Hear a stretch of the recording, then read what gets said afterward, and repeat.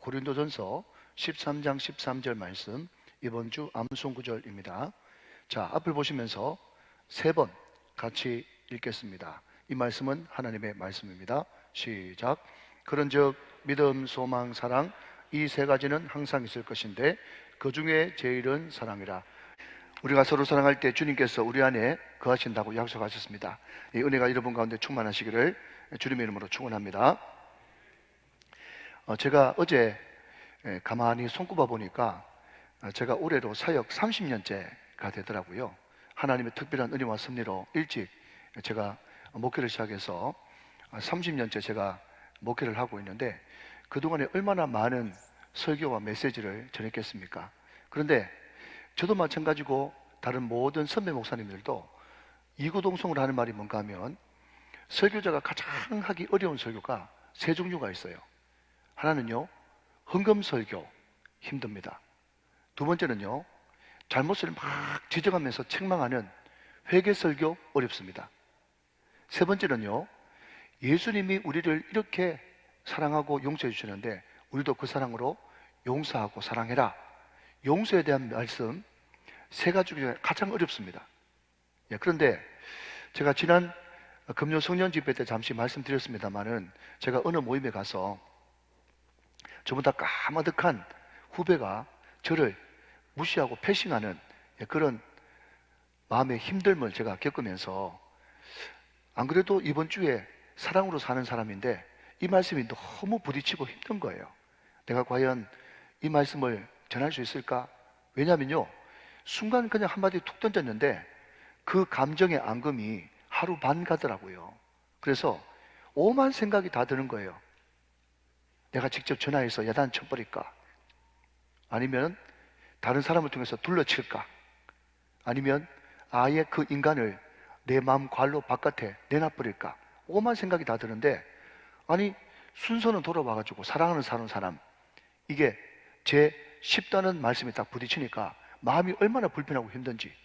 그러나 여러분, 조금 지나고 나서 제가 이 말씀을 묵상하고 준비하다가 하나님께서 너 직접 겪어보지도 않고 그냥 이야기하면 그것은 이론밖에 안 되니까 내가 너를 너무너무 사랑해서 한번 너도 겪어보라고. 내가 그런 상황을 만들었으니 네가 충분히 겪고 또 아팠으니 이것을 실질적으로 또 정말 마음에 와닿게 네가 전할 수 있지 않겠냐. 그런 감동을 주셔서 이 말씀을 힘있게 전하려고 합니다. 혹시 여러분, 용서라고 하는, 또 사랑이라고 하는, 한 걸음 더 나가서 원수까지 사랑하라고 하는 이 말을 들을 때마다 가슴에 딱 막히는 것이 있고 마치 고구마 100개를 먹은 듯한 그런 마음이 있는 분들이 계시다면 중간에 기다지 마시고 끝까지 이 말씀을 경청하셔서 성령께서 오늘 이 시간 임하십니다. 성령께서 임하셔서 여러분의 그 묶여있고 응어리져 있는 모든 가슴들이 성령의 조명으로 확 풀어지는 놀라운 역사가 있게 되시기를 주님의 이름으로 축원합니다. 저도 그런 경험이 있습니다만은 우리는 너무 흔하게 삶의 현장 곳곳에서 경험을 합니다. 어떤 때는 식당에서, 어떤 때는 카페에서, 어떤 때는 지하철이나 택시나 차 속에서, 어떨 때는 심지어 목욕탕 안에서도. 우리나라는 예수 믿는 사람들이 너무 많기 때문에 그 예수 믿는 사람들이, 성도들이, 중직자들이, 심지어 목회자들이 3355 모여가지고 차를 마시면서 식사하면서 우리 교회는 참 은혜로워, 우리 교회는 참 하나님의 부으심이 많은 교회야, 하나님께서 이번 주에 이런 은혜를 주셔서 많은 간증들, 긍정적인 말들, 또 좋은 말들이 많은데, 물론 그런 말을 하시는 분들도 꽤 많이 있겠습니다만은 많은 예수 믿는 사람들이 세상 사람들이 보고 있는지도 모르고 다 듣고 있는지도 모르고 교회가 어떠니, 또 목사님이 어떠니, 우리 교회 장로님이 어떠니, 우리 교회 상원 어떠니, 그런 이야기하면서 부정적인 이야기를 막 하는 거예요. 그런데 여러분, 제가 어떤 분한테 들어보니까 뒤에서 가만히 들어봐도 목사님, 장로님, 권사님 나오는 거 보니까 예수쟁이가 분명한데 이제 다 도착해가지고 택시가 다 도착했습니다 그렇게 이야기하니까요, 그냥 돈 주면서 잔돈 100원짜리 그까지 싹 다 받아가면서 내릴 때 하는 말은 예수 믿고 구원 받으세요, 그런 이야기를 하니까 택시 기사가 말이죠, 그 사람들 보면서 너무 진절머리가 난다는 거예요. 여러분, 이게 부정적인 이야기입니까? 이게 그냥 천에 하나 만에 하나 일어나는 일입니까? 우리 주변에서 너무 흔하게 그런 일들이 많이 일어나는 거예요. 그러면 여러분, 예수 믿는 사람들이 어떻게 이럴 수가 있는가? 어떻게 그런 일이 일어날 수 있겠는가? 물론 여러분, 많은 원인이 있겠죠. 있을 수 있겠습니다만은 오늘 이 책에서 소개하는 그 말이 참 공감이 되어지는 것이, 우리가 흔히 우리는 구원받는다, 구원받았다, 그렇게 이야기합니다. 그러면 그 구원받은 조건이 뭐냐라고 할 때, 구원받을 수 있는 유일한 조건은 믿음이죠. 믿음으로 구원받는다. 오직 믿음으로만 구원받는다. 네, 맞습니다. 그게 성경이고, 그렇기 때문에 은혜입니다. 행함이 아니니까 말이죠.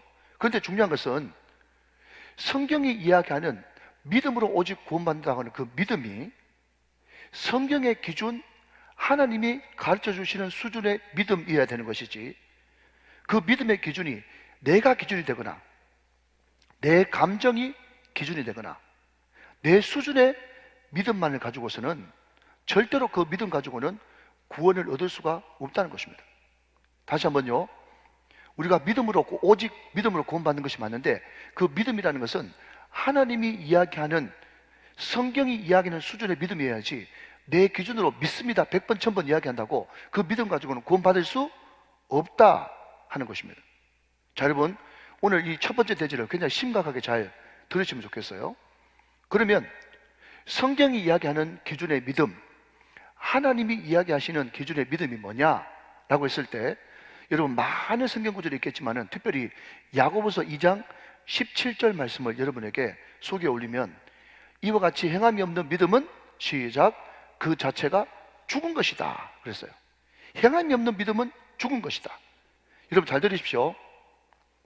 우리가 행함이 있는 믿음, 행함 그러면요, 많은 사람들이 착각하기 쉬운 것은, 행함 그러니까 착한 거, 사람이 온순하고 유하고 사람 좋은 거, 이것을 믿음이라고 착각합니다. 물론 여러분, 예수 믿는 사람 착해야 되죠. 특별히 사도행전에 보니까 바나바는 착한 사람이요, 믿음과 성령이 충만한 사람이다, 착하다라고 하는 단어가 우리 예수 믿는 사람한테도 붙기는 붙습니다만은, 그렇지만 여러분, 성경 이야기하는 행함이라고 할 때 착하다, 유하다, 사람 좋다 라는 의미이기보다는, 여러분, 성경적으로 더 가까운 의미는요, 강함 내지는 담대함으로 번역하는 것이 훨씬 성경적인 믿음의 정의입니다. 여러분, 생각해 보십시오. 이스라엘이 지금 블레셋과 전투가 벌어졌는데, 그 3m 거인 골리앗이 하나님의 이름을 모독하고 이스라엘 하나님의 군대를 모욕합니다. 그때 여러분, 왕이라고 하는 사울과 거룩한 에봇을 입은 제사장들이 있었음에도 불구하고 다 골리앗이 겁나가지고, 여러분, 그 나무 밑에서 벌벌 떨고 있는 장면이 사무엘상에 등장하고 있어요. 그때 유일하게, 이스라엘에서 유일하게, 너는 칼과 창과 단창으로 내게 나오지만은 나는 누구의 이름으로? 만군의 여호와의 이름으로 나간다 하면서, 여러분, 행동으로 옮긴 사람은 누구밖에 없었어요? 다윗밖에 없었단 말이죠. 여러분, 그러니까 바깥으로 볼 때는 왕이요, 바깥으로 볼 때는 대제사장이어서 믿음이 있는 것 같이 했지만, 그럼에도 불구하고 실질적으로 고난이라고 하는, 역경이라고 하는, 여러분, 환난이라고 하는 상황이 딱 마주치니까 그 사람들에는 행동하는 믿음, 주님께서 원하시는 강하고 담대한 믿음은 그 사람 가운데 없었던 것이죠. 여러분, 이런 이야기는 성경에 너무너무 많습니다. 여러분 보십시오. 아브라함이 100세에 낳은 아들 이삭을 드릴 때 하나님 앞에, 여러분, 깔끔하게 드리지 않습니까? 여러분, 이것은 착하고 유하고 사람 좋은 거하고는 전혀 상관없는 행동하는 믿음이에요. 여러분, 요수아로 넘어가면 라합이 말이죠, 목숨을 걸고 그 정탐꾼을 숨겨주지 않습니까? 이것은 착하고 유하고 사람 좋은 거하고 다름없는, 전혀 상관없는, 여러분, 행동하는 강한 담대한 믿음인 것입니다. 그러니 여러분, 성경이 이야기하는 하나님의 수준의 믿음은 우리가 생각하는 것과 달리 믿음과 행동이 따로 분리되는 것이 아니라 믿음과 행함은 같은 것이며, 이 행함 안에 사랑이 있고 용서가 있고 원수까지 사랑하는 그 행동까지 포함한 믿음이 진짜 믿음이라는 거예요. 여러분, 이것을 저는요, 믿음의 진정성이라고 이야기하고 있습니다. 사랑하는 여러분, 꼭 기억하십시오. 우리가 여러분 100번 1000번 똑같이 앵무새처럼 반복하는 믿습니다 믿습니다, 그 믿음이 믿음이 아니고요, 믿음과 행함은 절대로 성경은 분리시키지 않는다 하는 것입니다. 그럼 제가 성경 몇 구절 소개해 드립니다. 마태복음 5장 22절 말씀 한번 보시죠. 나는 너희에게 이르노니 형제에게 노하는 자마다 심판을 받게 되고 형제를 대하여 나가라 하는 자는 공회에 잡혀가게 되고 미련한 놈이라 하는 자는 지옥불에 들어가게 되리라. 자, 여러분, 이것을 현대인의 성경 좀 쉬운 버전으로 제가 하나 더 준비했습니다. 들어보시죠. 그러나 나는 너희에게 말한다. 누구든지 형제에게, 여러분, 형제가 누구십니까? 라고 제가 한번 물어볼 텐데, 형제가 누구십니까? 라고 하면 절대로 멀리 가르치지 말고 바로 옆에 있는 사람한테 바로 너, 이렇게 한번 따라해 보시기 바랍니다. 형제가 누굽니까? 바로 너예요. 바로 옆에 있는 사람 말이죠. 그 사람에게 이유 없이 화내는 사람은 재판을 받게 되고, 자기 형제를 어리석다고 욕하는 사람은 법정에 끌려가게 될 것이며, 이 미련한 놈아 하고 말하는 사람은 지옥불에 들어가게 될 것이라.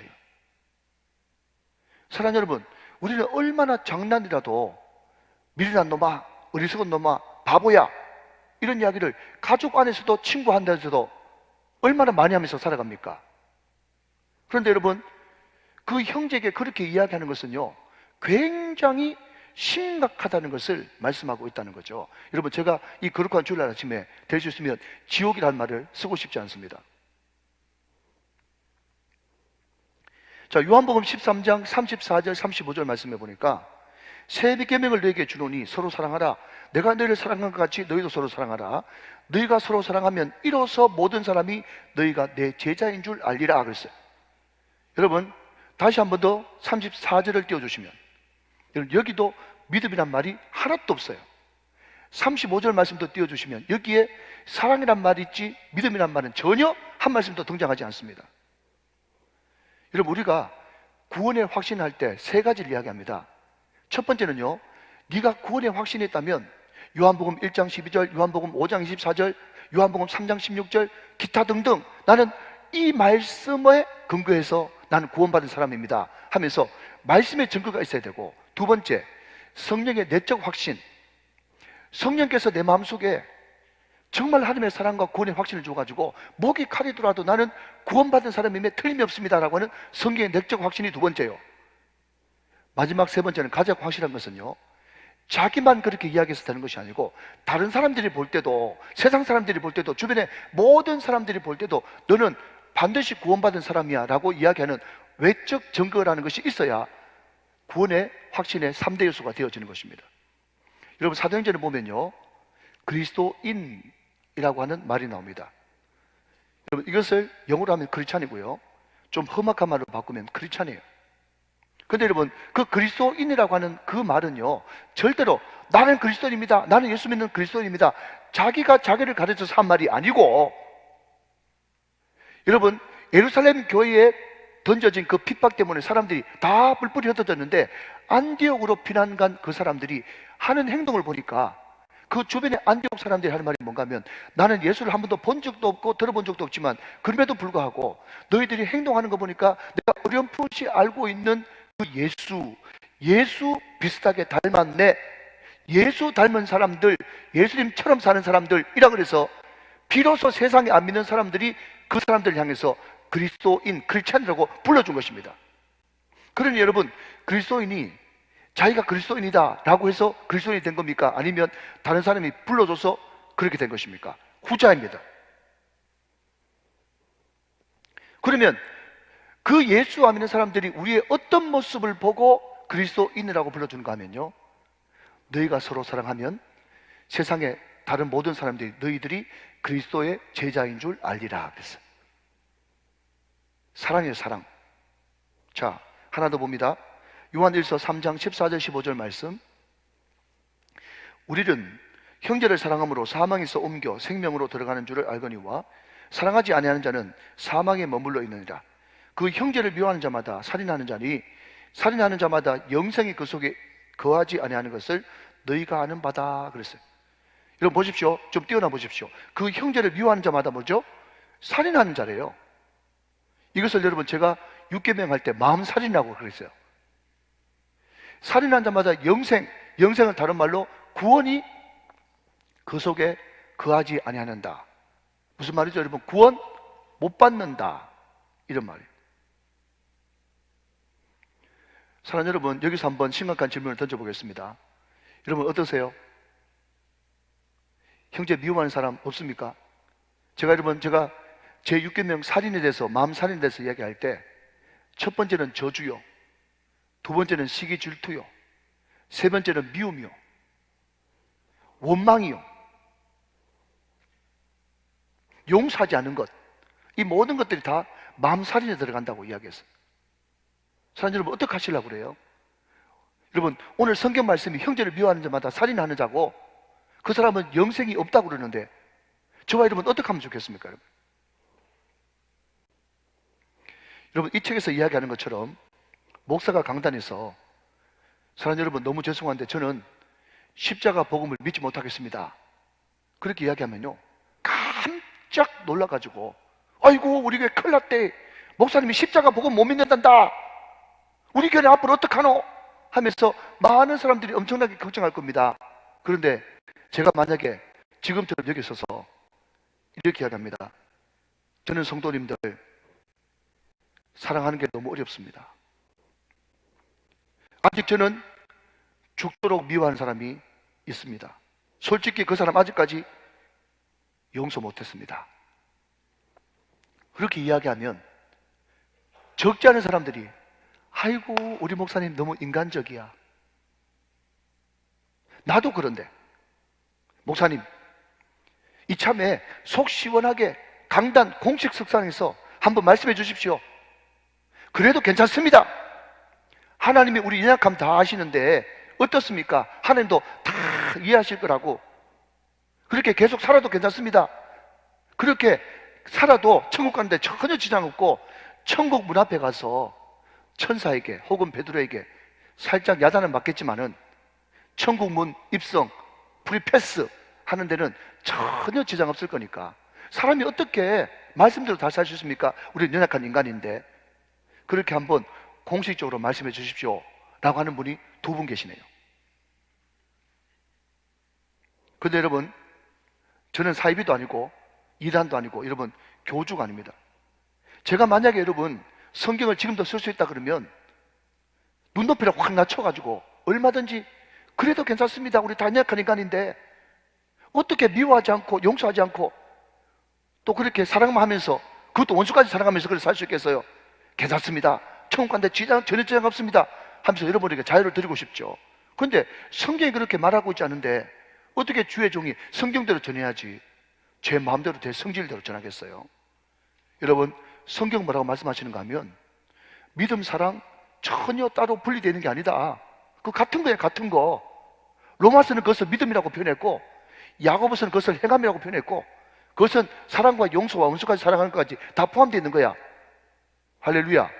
그렇게 여러분 이야기하고 있는 거예요. 여러분 루터가 이걸 몰라가지고 야고보서를 쥐푸라기 복음이라고 폄하했던 것입니다. 로마서나 야고보서나 같은 성경인 거예요. 믿으시면 아멘 하시기 바랍니다. 여러분 첫 번째 대지의 결론입니다. 절대 성경은 믿음과 행함을 분리시키지 않습니다.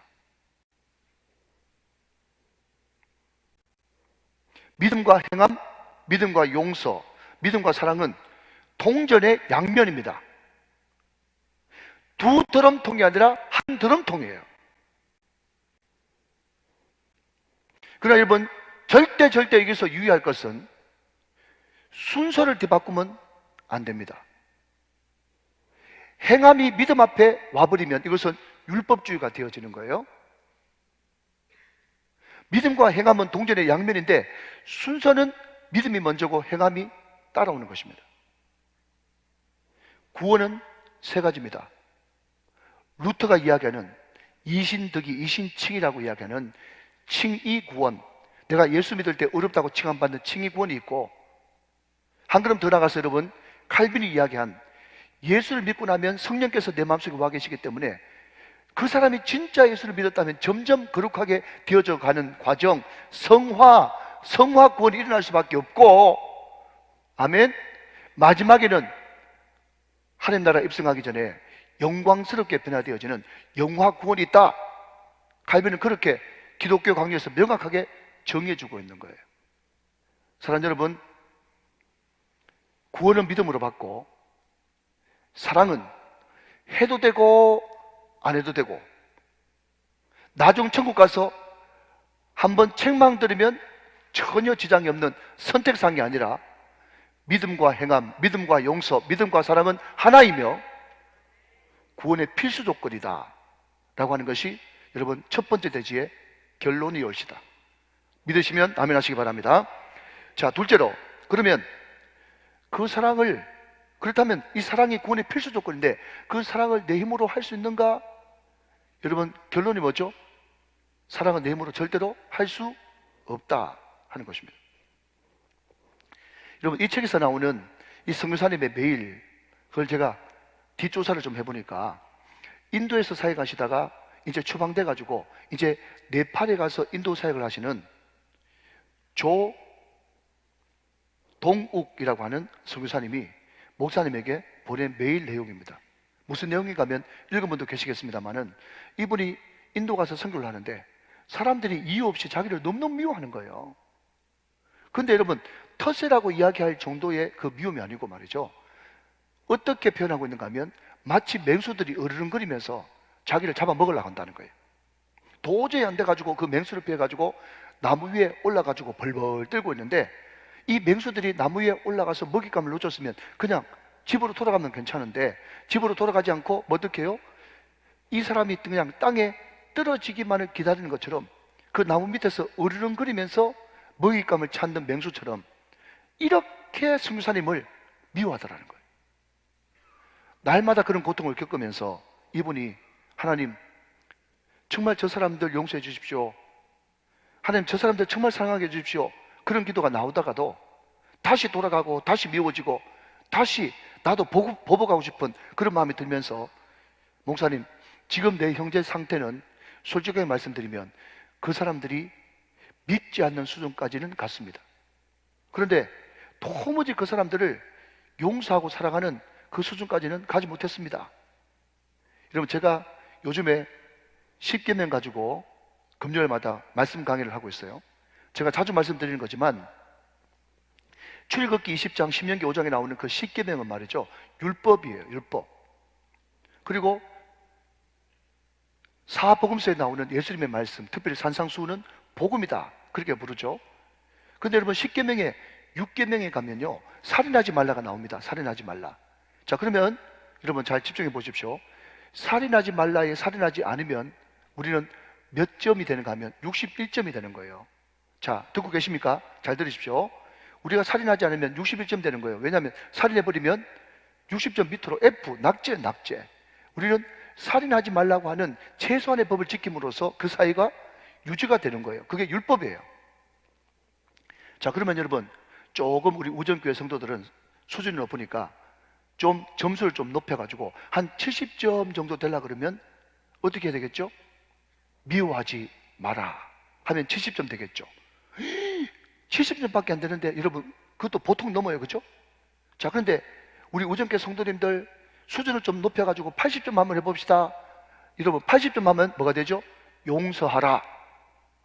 용서 80점. 수준을 좀 더 높여보십시오. 90점으로 해보세요.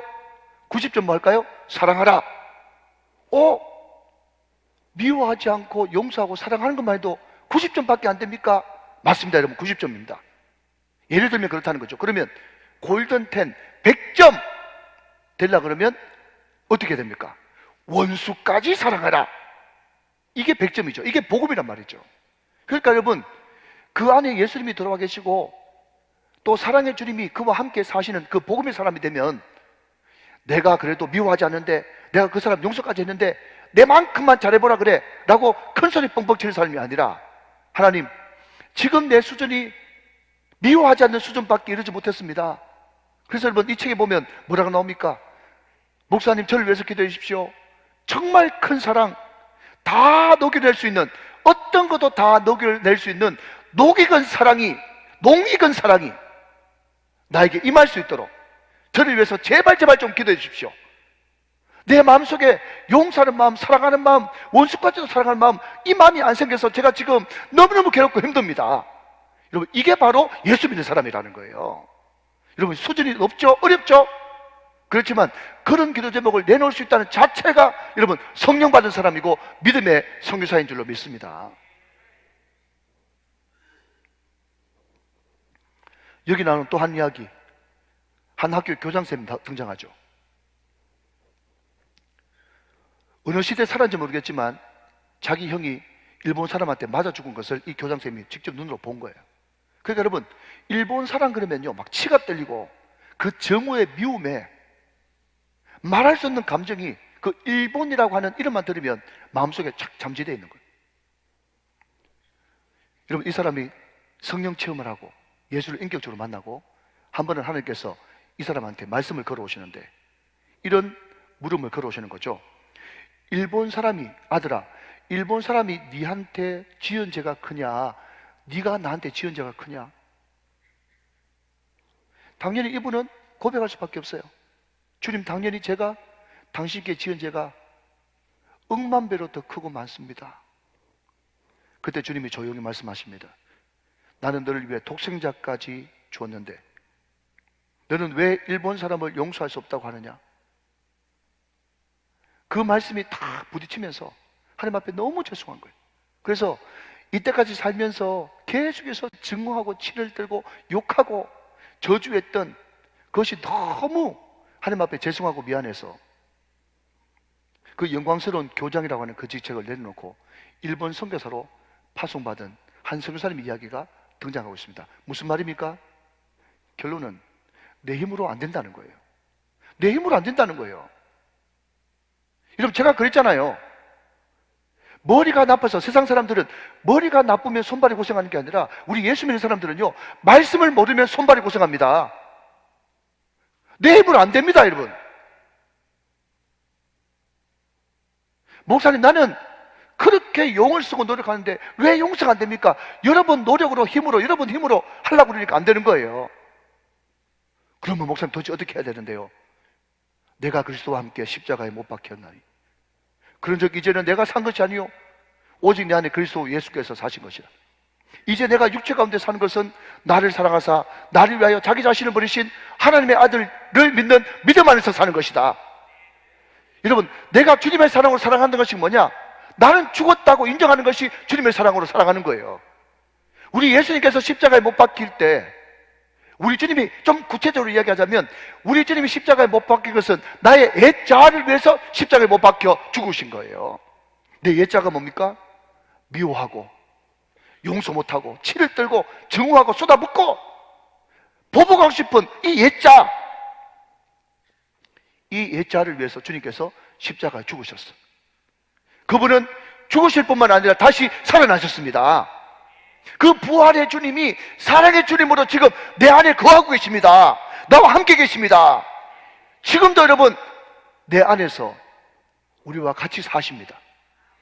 그 사랑의 주님, 그 주님을 끊임없이 바라보면서 내 안에 계신 주님의 사랑으로 사랑할 때 우리는 용서도 할 수 있고 사랑도 할 수 있고 원수까지도 사랑할 수 있는 능력이 바로 내 안에 계신 예수님을 끊임없이 바라볼 때 사랑하게 되어지는 것입니다. 여러분, 이것이 사랑으로 사는 사람의 비결인 것이에요. 결국 여러분 뭐죠? 1과부터 12과까지 계속해서 반복되어지는 것은 나는 죽고 예수로 사는 삶, 예수님과 동행, 24시간 주님 바라보는 것, 15분에 한 번 주님 생각하는 것. 할렐루야. 믿으시면 아멘. 여러분, 어느 교회에 정말 사랑으로 목회하시는 한 분이 계셨답니다. 그분이 생긴 생김새부터 시작해가지고 너무 사랑이 많으니까 처음 온 사람들은요, 저게 목사님 진짜 모습인가? 혹시 바깥에 나와서만 쇼하는 건 아닌가? 이런 생각이 들 정도로 정말 예수님의 그 모습과 성품을 가지고 있었다는 거예요. 그런데 이 목사님 나중에 이야기를 들어보니까요, 목사님이 그렇게 할 수 있었던 이유가 있었던 거예요. 이유가 뭔가 하면 자기 위에 형 한 분이 계신데 이 형이 굉장히 독특하고 고약하면서 이 세상에 그런 사람이 있나 싶을 정도로 독특한 사람인 거예요. 뭐가 독특하냐? 자기 어릴 때 아버지 돌아가셨다네. 아버지 돌아가셔가지고 이제 장례 다 치르고 난 다음에 자기 형이 다 한번 모여봐라 그래가지고 자기 형제지간들 부르더랍니다. 아들은 둘밖에 없고 누나들이 이제 있는데 말이죠. 형이 하는 말이 아버지 물려준 유산 어떡할래? 그랬더니 이 동생이 하는 말이 형, 난 앞으로 목사 될 거니까 난 돈을 잘 몰라요. 형이 알아서 조치해 주세요 하면서 형한테 맡겼다네요. 형한테 맡겼대요. 그런데 돈 한 푼 안 주더랍니다. 맡겼더니 다 가져가 버렸어. 독특하죠? 여러분, 목사할 사람도 여러분 학교 공부도 해야 되고 돈이 필요할 것 아닙니까? 그런데 형이 알아서 조치해 주세요 했더니 알아서 다 가져가 버렸어. 근데 그 뒤에 여러분 이 목사님 좀 늦지막히 장가를 갔는데 장가 가면 이제 축의금이 들어오잖아요. 아버지 돌아가시고 자기 형이 모든 이제 호스트가 돼가지고 접수를 다 받는데 밥을 먹고 이제 식당 가서 신혼부부가 인사하고 이제 식당에서 나가려고 그러는데 식당 주인이 잠깐만 하면서 잡더래요. 그런데 잘 없잖아요. 그래서 왜 그러세요? 그랬더니요, 밥값 돌라 그러더래요. 밥값. 그래가지고 신랑이 하는 말이 우리 형님이 밥값 안 줬습니까? 그랬더니요, 밥값 받은 게 없대. 형이 축의금 가지고 다 어디 갚버렸어. 너무 독특하잖아요. 하여튼 그 외에도 여러분 자기 형의 그 만행을 생각하면 그냥 자기 입이 부끄러울 정도로 자기 형님이 굉장히 이상한 사람이었는데 그런 가정에서 자라다가 이제 신학을 끝내고 담임 목사가 돼가지고 교회에서 독특한 사람, 희한한 사람, 10년에 한 번 만날까 말까 하는 그런 사람들 만나도 말이죠, 자기가 전혀 별로 상처가 안 되는 게 아무리 독특한 사람이라도 우리 형보다는 낫다. 우리 형보다는 낫다는 거예요.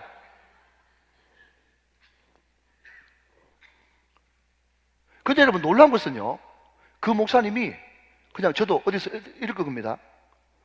설교도 잘 못해. 행정도 엉망이야.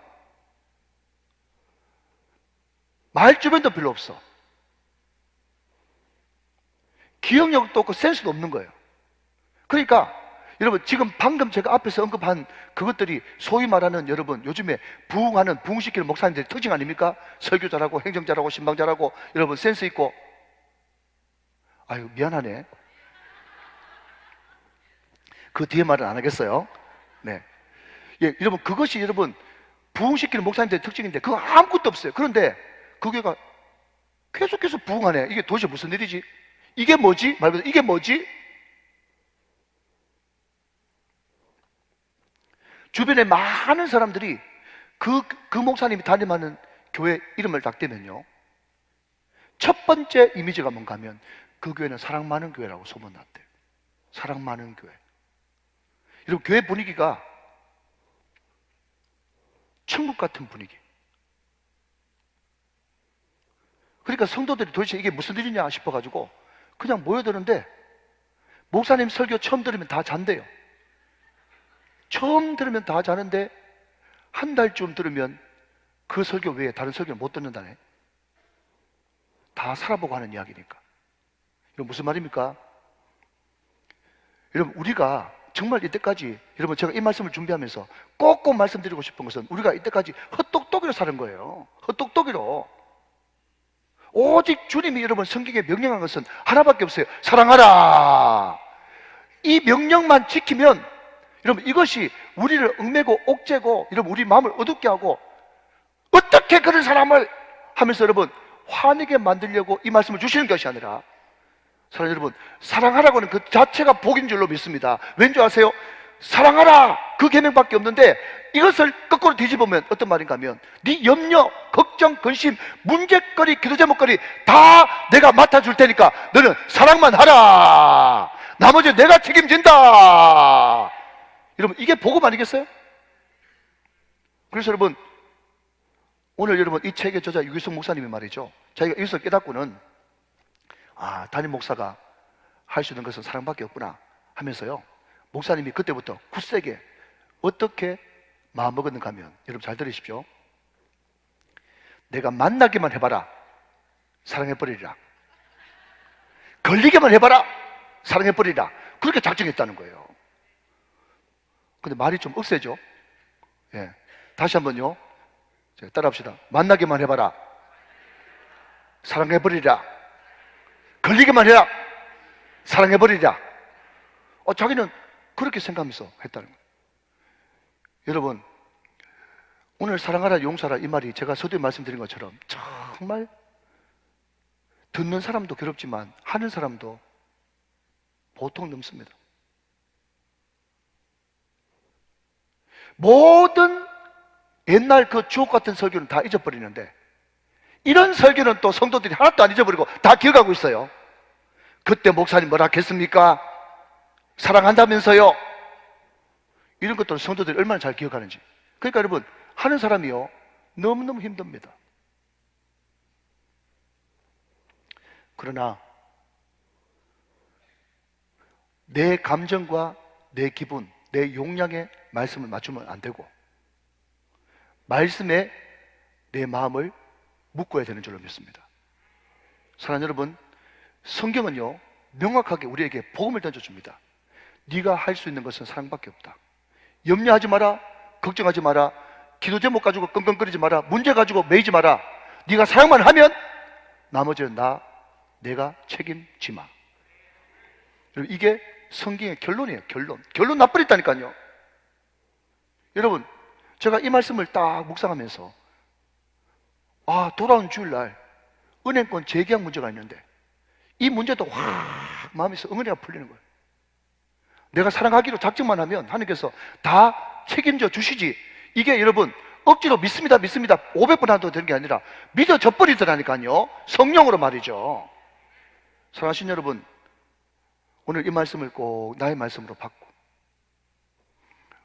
우리 교회가 에베소 교회처럼 성경도 많이 알고 기도도 많이 하고, 여러분 또 이단들도 참 불변해내고 옳고 그름을 딱딱 자르는, 그러나 나중에는 첫사랑을 잊어버림으로 촛대가 옮겨지는 그런 헛똑똑이 교회 되지 말고, 저와 여러분 하나님을 사랑하고 이웃을 깊이 사랑할 수 있는, 사랑의 은혜의 강물이 쏟아 부어줄 수 있는 복된 교회가 우리 교회가 꼭 되어지시기를 주 예수 그리스도 이름으로 축원합니다.